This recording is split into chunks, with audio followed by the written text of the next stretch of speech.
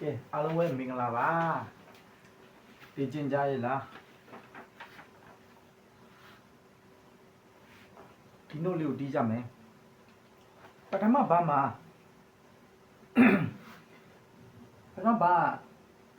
ပထမ B ကိုကြည့်မယ်နော် first B ကိုကြည့်မယ် first bar ရဲ့ first B me ဒုတိယ B က me နဲ့ first ဆိုနဲ့တွဲရတာအဲ့တော့ me first ဆိုတောက်ဆိုတော့လည်း me first ဆိုဖြစ်နေရမယ်အဲ့တော့ me first ဆိုရွတ်တဲ့အခါမှာ melody အလိုက်ကိုအရန်အားမဆိုင်ဝါနဲ့ရောင်သွားတဲ့အခါကျရင်ကိုရွတ်လိုက်တဲ့ melody ရဲ့အနေအမြင့်နဲ့ဒီကတီးတဲ့ဟာနဲ့မတူရင်လည်းအာယုံစားသွားလိမ့်မယ်အဲ့တော့ me first ဆို me first မပေါ့ me first ဆို me first ဆို me first ဆို me first ဆိုအတန်နဲ့ရလိုက်မဆိုနဲ့ me ပြပြဆို me first ဆို first ဆို last ဆိုme first ဆို first ဆို last ဆိုတပိချင်းစီတီးမယ် me first ဆို first ဆို last ဆို 1 2 3 4 3 4 5 6 melody နောက်ကိုမလိုက်နဲ့ဒီတိုင်းလေးပဲရွတ်သွားမယ်3 4 5 6 5ဒုတိယ B ကိုကြည့်မယ်3 5ကိုက1 2 3 4စတင်တော့ဒီ drum လုံးနဲ့တင်ထားတဲ့ drum ကကျတော့နားတာပေါ့နော်ဒီမှာကျတော့အတန်ရှည်ဆွဲရတယ်နော်ဆိုတော့ပထမဒုတိယဘာကိုကြည့်မယ်ဆိုရင် mi ဆို3 5ပြီးသွားရင်နားဆိုရင်အဲ့ဒီဆိုကမနားဘူးတကယ်တော့အတန်ရှည်ဆွဲရမှာအဲ့ဒုတိယ B ဒီပထမ B ကဆိုကဒုတိယ B ရဲ့နေရာအထိကိုယူသွားမှာအဲ့တော့1 2 3 4 3 5 1 3 5နာ5 1တကယ်တော့ရွတ်တဲ့အခါမှာနားပြီမဲ့တီးတဲ့အခါကျရင်အဲ့ဒီ5ကဒုတိယ B နင်းသွားတယ်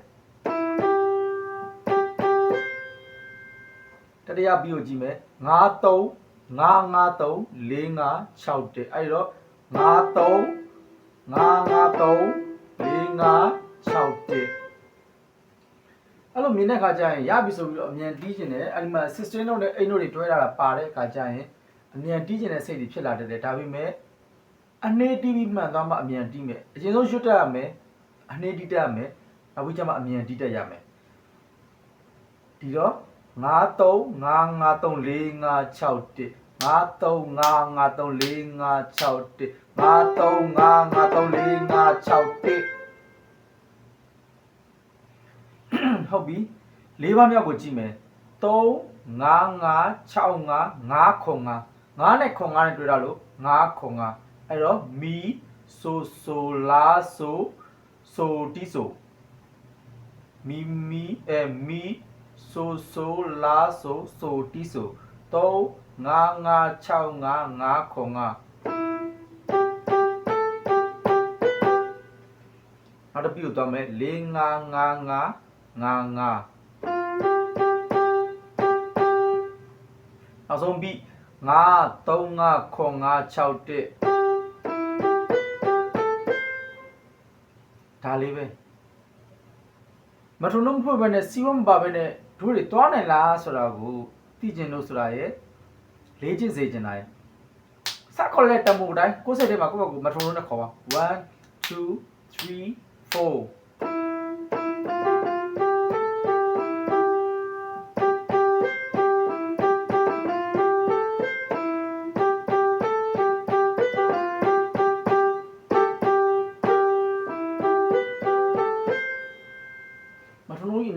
ဖွင့်စရာမလိုကိုကဟို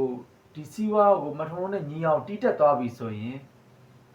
မထုံလုံးမပါဘဲနဲ့လည်းတီးနိုင်ဖို့လိုတယ်နော်အဲ့တော့အဲ့ဒါလေးကိုလေ့ကျင့်ဖို့တော့ပေါ့နော်အခုပထမအစနဲ့ပြမယ်ဆို3 3 4 5 4 5 6 5 3 5 5 5 1 5 3 5 5 3 4 5 6 1 3 5 5 6 5 5 4 5 5 5 5 5 3 5 6 1 အဲ့လိုရွတ်နိုင်ရမယ်ကွာတို့ကာကြီးကခွေးကိုရွတ်တဲ့ခါကျရင်တရင်လိုမျိုးရေနစ်လို့ဖြစ်နေတဲ့ရေနစ်နေတဲ့အချိန်မှာလမ်းမေးတယ်ကာကြီးကခွေးမမေ့ဘူးတေးရပါဖြစ်နေအဲ့လိုမျိုးဖြစ်နေရမယ်ကွာစီပွား3 3 4 5 4 5 6 5နောက်ပြီးတော့ခွဲချက်စစ်ဖြန်တာ analyze လုပ်နေရမယ်3ဆိုတာတပီးမှာတစ်လုံးနဲ့နေရာပြီးတော့ quarter ရှေ့က8နှုတ်နဲ့နောက်က16နဲ့ပေါင်းလာတာ8နှုတ်ပြီးသွားရင်ဒီကောင်ကဒီဘက်ကိုအတန်ရှည်ဆွဲမယ်ဆိုတော့ဒီကောင်ကဘာနှုတ်လဲဆိုဒီကောင် quarter rest ပေါ့နော် rest ဆိုပြီးမှဒီကောင်ကတန်ရှည်ဆွဲမယ်ဆိုဒီကောင် rest တော့မဟုတ်ဘူးအဲ့ဒီ9ကဘာဖြစ်မလဲအဲ့ဒီ9က8နှုတ်ကနေဒီဘက်ကိုဆွဲလာမယ်ဆိုရင်ဒီကောင်တပီးဆို quarter ရဲ့8နှုတ်ဆို quarter ခွဲနော်အဲ့ဒါမှကျရင် dotted quarter လို့ခေါ်မယ်နော်အဲ့လိုမျိုးလေးပေါ့ကွာလုံးဝတီချာကြီးကွာကျွန်းကာကြီး3-4တန်းကလေးတယောက်ကကာကြီးခပ်ကိုကြွကျင်နေတယ်မျိုးဘယ်ချိန်မေးကောက်ရေးနိုင်တယ်မျိုးရေးနိုင်ရွတ်နိုင်မလို့လေအဲ့ဒီ level ရောက်မှကိုအဆင်ပြေမှာ3လလောက်ကအခြေခံနည်းနည်းလေးပဲရတယ်3လနဲ့ဘယ်လို့မဆိုအခြေခံပဲရမှာဒါတော့တည်ပြီးသားပဲเนาะဒါပေမဲ့ကိုပိုးကြွကျင်နေဆိုတော့နှုတ်မြင်ဖတ်တီးလုံးနေမြင်လိုက်တီးဒါပဲเนาะအဲ့တော့ဒါလေးကိုရွတ်ကြည့်မယ်တီးကြည့်မယ်เนาะ